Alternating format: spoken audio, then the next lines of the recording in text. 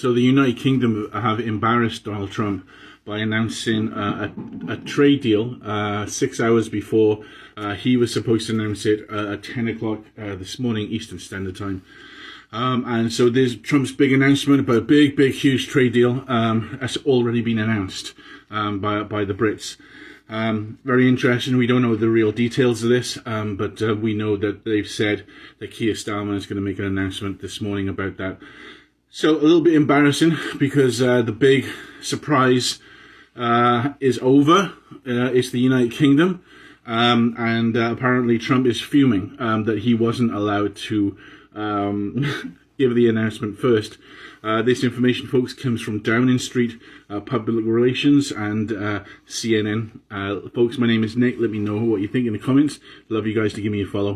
Donald Trump just got called out for being desperate to his face by a reporter, completely ruining his announcement of his first trade deal. Now, if you missed it, Donald Trump announced yesterday that he had a trade deal done with the UK, the first since he started his trade war. But then today, during the press conference, he made it clear that the deal wasn't done yet, that it was still being finalized and it would be concluded in the coming weeks. A reporter caught on to that and asked him this. Are you overstating the reach and significance of this deal because you're a president who needs a result at a difficult time? Yeah, he is overstating the deal. He is overstating what he accomplished because Donald Trump is desperate. Right now, he understands the economy is collapsing, and he boasted 90 deals in 90 days, but he has yet to get one done. And today in his announcement, he restated he still doesn't have this deal done. He was just desperate to make it look like he's doing something. And good on that reporter, of course it was an American reporter, for calling him out. We have some big news right now. MAGA Republicans on the internet are really upset over the new Pope after his Twitter account was essentially exposed to the world. Republicans across the internet are calling the Pope anything from Marxist to someone who shouldn't have been elected in the first place to someone who's not a good Catholic. The reason why is because of retweets like these, where he retweeted a tweet saying Trump's bad hombres line fuels racism and nativism.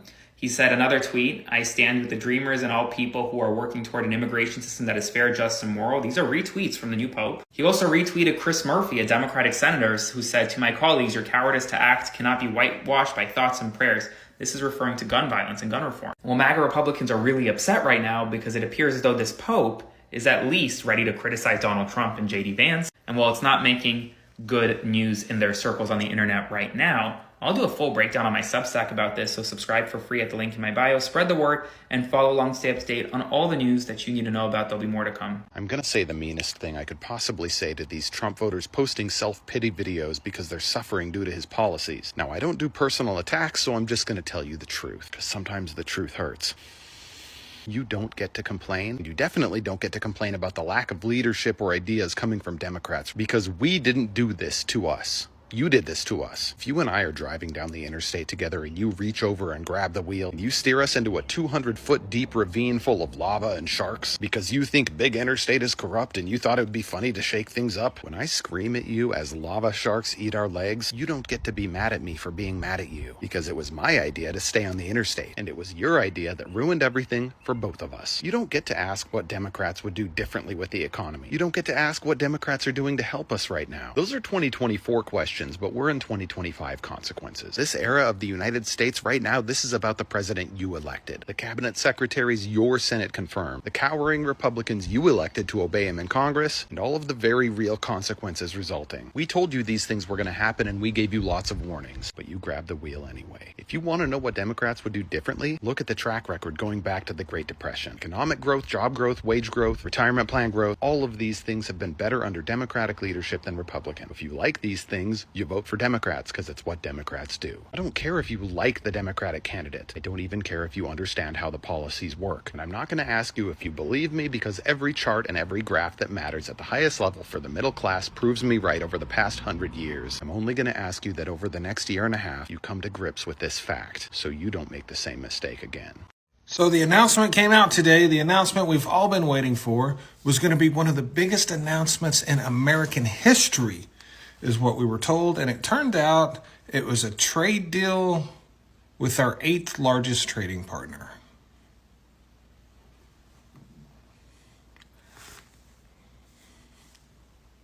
You know?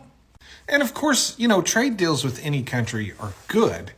But to say biggest deal ever, like, come on, let's be real. But the real question I have, because everyone is saying, see, tariffs work, these are the same people that were saying the tariffs were going to eliminate our income tax and bring manufacturing back to the United States. So, of course, I have questions. How does making a car built in the UK cheaper in the United States bring manufacturing back to the United States or eliminate income tax? And what cars do we buy from the UK? A Bentley, Lotus, McLaren, Rolls-Royce. Are you seeing a pattern? But hey, you guys got the Mini. If you want a Mini, yeah. So your Rolls-Royce will be a little bit cheaper. Awesome. And we can sell cars to the UK, but with the UK's strict emission requirements, that leaves out most auto manufacturers. They would probably only be able to sell EVs over there, and guess what? They can already do that. Yeah. And, this isn't a terrible deal or nothing, but what's being delivered from these deals is nothing that we were told we were trying to get. You know what I mean? There's no additional manufacturing. There's no additional jobs. There's certainly no elimination of income taxes in this deal. And if this deal is the foundation for all future deals, there won't be any of that in future deals either. What I'm saying is this government and this administration is not that much unlike previous governments and administrations. They way overpromise and underdeliver. We see it with this UK deal. We saw it with the overtime bill, the no taxes on overtime that came out today. You're still going to pay taxes on overtime. They're just going to give you a tax deduction at the end of the year, if you qualify. Good luck with that part. And in the big picture, I think this all goes back to what we all expect and want from our government, from our leaders, and that is some transparency and some honesty.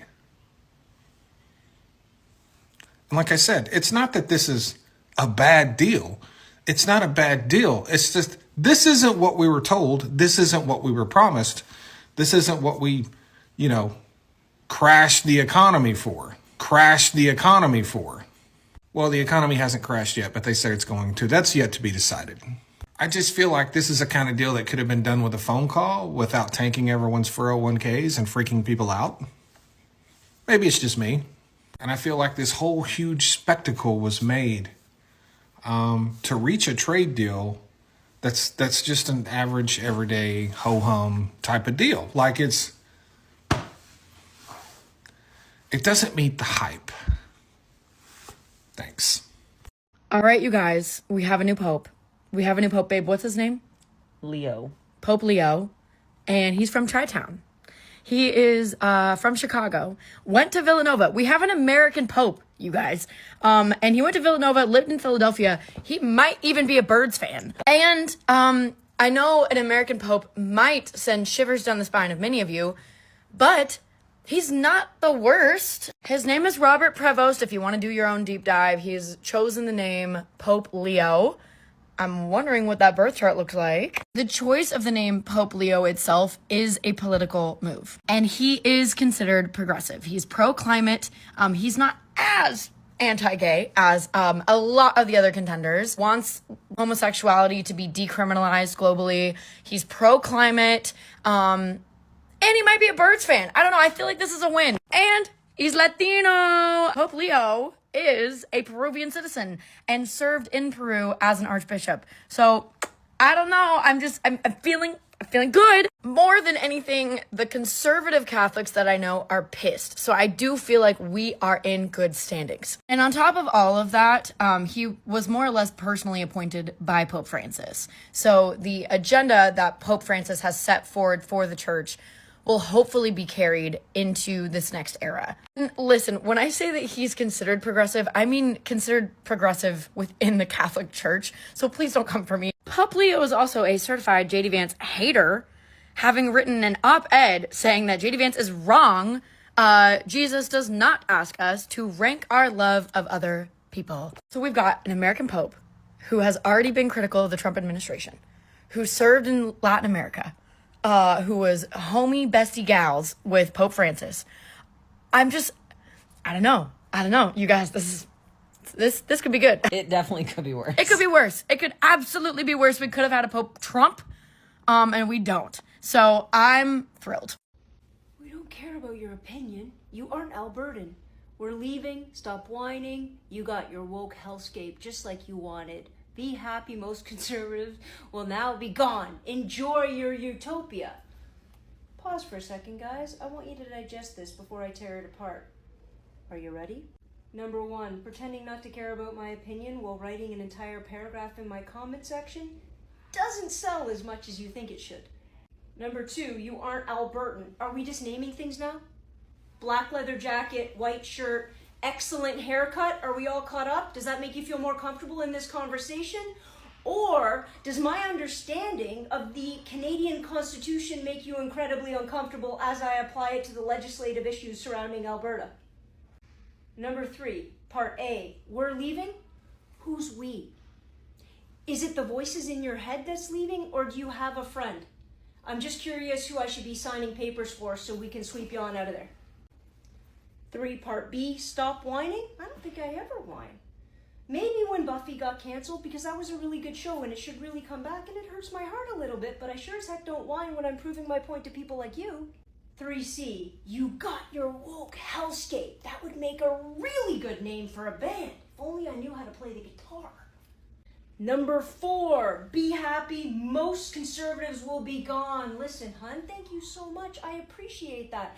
I can understand that you have validated my goal as an educator, as a social media justice advocate, to educate, to elevate the critical analytical skills of everybody within Canada, so we can ensure that looking back isn't done consistently because we have better ideas moving forward. I appreciate you.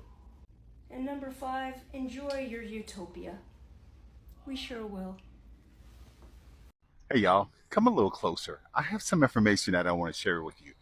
This is something that you're not going to find, information that you're not going to find on CNBC, MSNBC, CNN, Yahoo Finance, Bloomberg, or any other channel. This is something that they don't want you to know. So what they'd like for you to pay attention to is this deal between the United States and Britain on this tariff regime that they've just formulated. They were hyping that. They're also hyping the fact that they're in talks with China, and you know, there are a number of things that are going on that sound positive. The result is you have all of the indexes going up. You have the Dow, you have the NASDAQ, and you have the S&P all booming. Everything looks gravy. Everything is amazing, right? Well, at the moment, everything is great. But quietly, behind the scenes, just as I've always been saying, this is a pump and dump environment. You have the hedge funds that are seeing all of this crazy volatility, who are actually dumping $30 billion of equities and moving into more safety. They realize that volatility is good for their profitability. And they're not interested in the headlines. They're interested in you being interested in the headlines and you pouring all of your life savings into these stocks, the equities, the ETFs. And what they'll do is they'll wait on the sideline, and then they will dump when you start to pump. When you follow the headlines, they are dumping. And when you see that the headlines are a fake, a head fake, they will come in and buy because the stock market is going to go down. So ladies and gentlemen, be careful. These folks are playing a game that we are not playing. We are losing the game and they are winning. All right, TikTok. I got a few things, just a very short list of things that y'all got to tell me, because I don't understand it. I don't understand what's happening. So y'all tell me. First of all, tariffs. Why are y'all mad about the tariffs? I hear y'all saying it's the stock market, but the top 1% owns over 50% of the stock market. The next 50% of the stock market is owned by the top 12%, and the rest of us are in debt. So why are y'all worried about the stock market? None of y'all got any money in the stock market. Okay, that's the first one. Second thing with the tariffs. Why are y'all beasting to buy shit from China?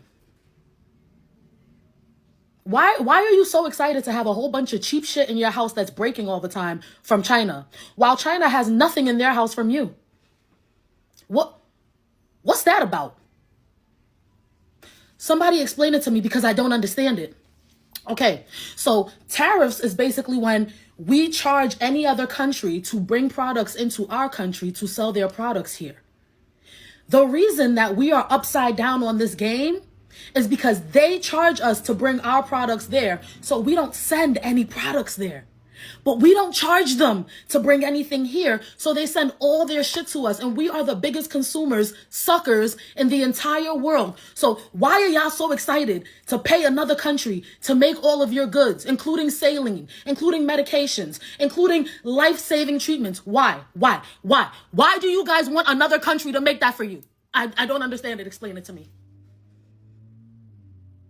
Oh, if we don't let them make it for us, the price of everything is going to go up. What are you talking about? You can make it here. And anything you choose to make here, people get paid to make it here, so it's going to stimulate the economy. You make it make sense to me. We are the adults in the room. Make the tariff conversation make sense to me. Why are y'all so desperate to give your money to another country? Why? Let's table that. Moving on. The border. Is there a reason why y'all are desperate to let people that we don't know anything about into this country? Is there a reason why you want a percentage of your tax dollars to be spent on food and housing vouchers for people that we have not cleared at all to live on our streets? Why do you want that? No. Make it make sense to me, because I'm confused. You want the cost of all of our rents to go up because the government is giving subsidized loans and vouchers to illegal people who live in this country. Why do you think that's the best thing for us in our future? Why do you think you're building a good future for your children that way? Mind you, as we thank you, Trump, not even letting. As we have let all of these people into the country, all it's done is deter and slow down the process of the people who are trying to do it correctly. A process that they could have completed in 3 to 5 years has now been pushed back 15, 20 years. They're waiting patiently because they're following the law. But you guys want us to make space for the people who crossed the border and broke the law. The first thing they did was break the law by crossing the border. Why? I'm waiting for the adults in the room. What are y'all talking about? I'm getting so frustrated because what are y'all talking about? We had over 20 million people rush over the border in 4 years. And now you're telling us that it's not right to send them back over the border unless they get due process. Why do they deserve due process? Are they citizens? Are they law-abiding? The first thing you did was break the law. Now you think that we're supposed to make concessions for you while we're busy fighting for our lives? I'm confused. I'm asking all the adults in the room, what are you talking about?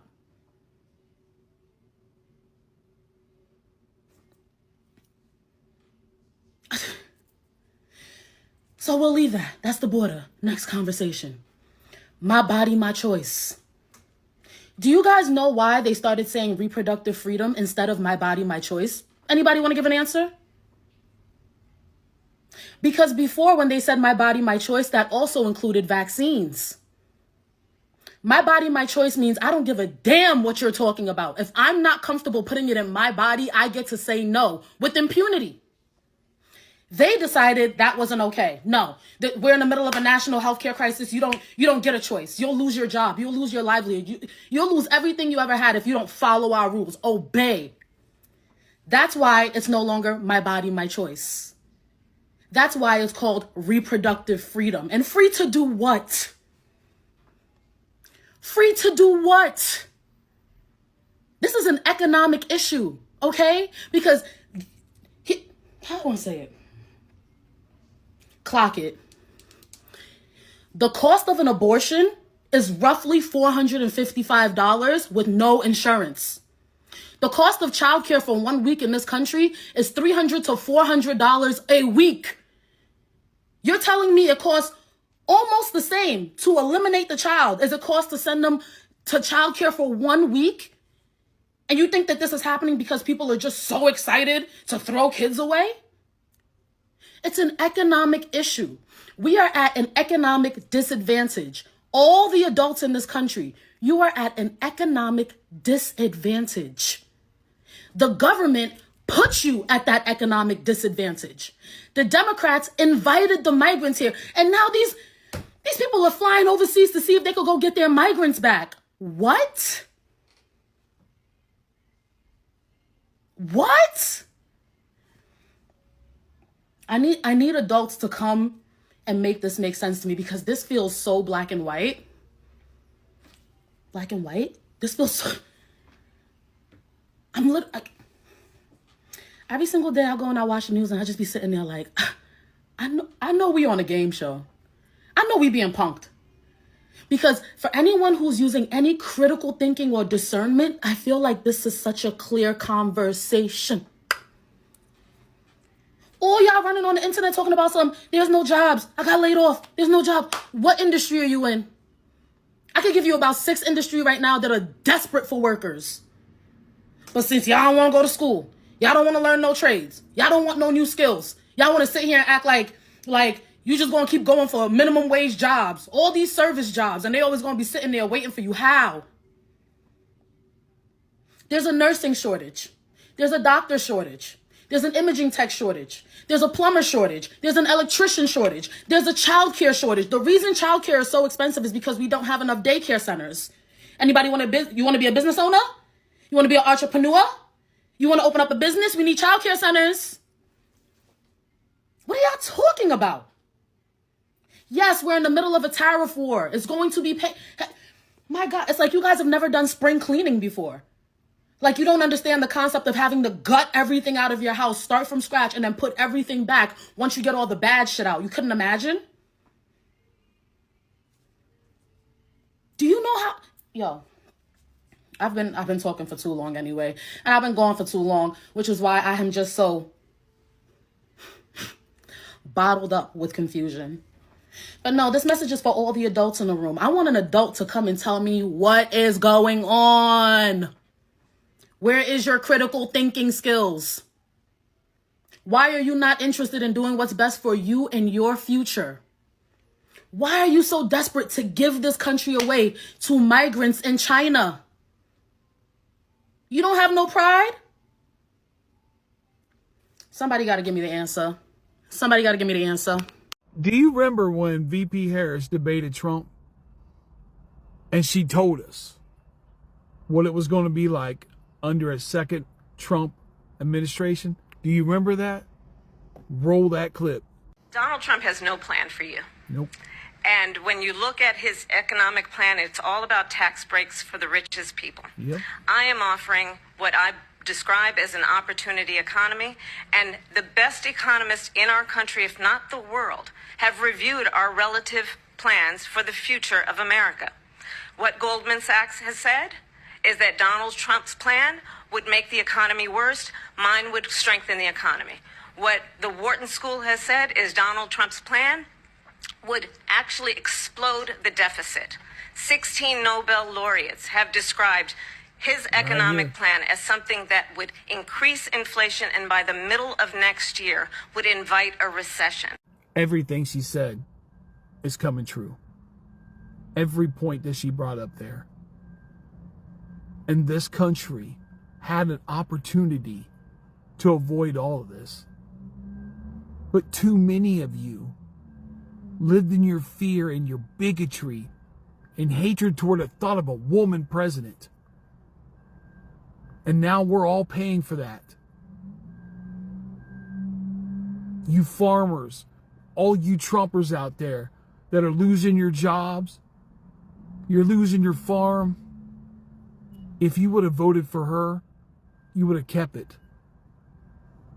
The next time some brilliant, smart individuals telling you what a corrupt individual like Donald Trump's going to do, I hope to God you listen. Because it's going to cost you everything. Because Donald Trump is not going to come save your day. Moderate out. I'd like to tackle the big question. Is Trump a globalist? I say no. Is he completely free from them? Also no. He was never created by the globalists like many of the world leaders are. He wasn't groomed in a World Economic Foundation pipeline. He wasn't a product of Davos or the Bilderberg Group. But the reality is, once you ascend to global power, especially a U.S. president, you have to collide with that system. You either become part of it or you learn to play against it from within. Here's how Trump clashes with the globalist agenda. He rejected climate-based economic controls like the Paris Agreement, which globalists use to redistribute wealth and centralize power. He tore up multilateral deals, the TPP, the NAFTA, Iran deal as well, that the globalists used to weaken national sovereignty. He attacked NATO dependency, forcing Europe to take responsibility and exposing the financial imbalances in shared security. He confronted China economically, while most globalists were working to integrate China further into their vision of a controlled world economy. These are direct threats to the long game of the globalist elite. Let's face it. That's why he was attacked relentlessly, not just by the left, but by the entire transatlantic elite structure, including corporate media, intelligence agencies, and foreign governments. But here's the nuance. Trump still operates within that system. He still uses big banks. He still had globalist-aligned people in his cabinet, like a Kushner or a Pompeo. He still made deals with entities that are part of that machine, because you can't govern at that level without touching it. You just can't. He's not owned by them, but he's not untouchable either. Like Putin, Orban, or even Bolsonaro, Trump is an imperfect populist. He fights against the globalist machine, but he's had to compromise at times just to survive that machine. So it is possible to be truly independent from the globalist, is it? No, in short, it's not. Yet. The globalist machine is embedded in central banks, global finance, big tech, big pharma, legal systems, international courts, supply chains, and media. Even if you're a sovereign leader, you still need planes, semiconductors, fuel, and financial systems. So the game becomes, how much sovereignty can you reclaim without getting completely crushed? This is why many leaders are forced to play both sides, publicly resisting while privately maneuvering, because they know if you step too far outside the system, you disappear. We've seen it. So what is Trump really? Trump is a wrecking ball that globalists didn't anticipate. He isn't perfect, obviously. He isn't pure, but he is disruptive, and he remains one of the only political figures in the West who's actively cost them ground. And that's why they fear Trump. Towards the end of April, Donald Trump held a fundraiser that cost $1 million per plate. And that's how they list it, but really it's $1 million per person. So if you wanted to attend Donald Trump's little fundraiser, get to hear him up on stage, barely be able to string a sentence together, you had to pay $1 million for it. 11 days after that $1 million a plate fundraiser, 11 days later, Donald Trump thought, you know what? $1 million ain't enough. So this past Monday, May 5th, Donald Trump held a $1.5 million per plate fundraiser. And he raised millions upon millions of dollars, just like he did at the previous fundraiser. He has another one coming up on May 22nd for the top 220 investors in his meme coin, and that's going to net him even more money as more and more folks go to buy up as much as they can so they can get this special invite and win the grand prize of listening to a man with dementia yell at them. But all of this kind of underscores a bigger point. Donald Trump, regardless of what he says, regardless of the merch he is selling of Trump 2028, he can't run for office again. And after serving as president of the United States, it's unlikely that he would want to go anywhere and run for House or Senate or governor or dog catcher or whatever. He's pretty much not going to hold office at the end of this term. I don't even think he's going to be mentally capable of holding office at the end of the term, because I don't think he's mentally capable of holding office today. But that's something I've talked about in plenty of other segments. Here's the thing. He is raising all this money. He is taking these millions and millions and millions of dollars from these big-time Republican donors. And unlike Elon Musk, who does seemingly have an infinite amount of money that he can spend on anyone, these other donors don't, right? They do have limits. So there is a finite amount of money that they can give to Republicans because they can't bankrupt themselves buying politicians. But instead of spending that money to get Republicans elected across the country, they're giving it to a man who can't even run for office again. So what Donald Trump is effectively doing here is screwing over, quite literally, the next generation of potential Republican leaders.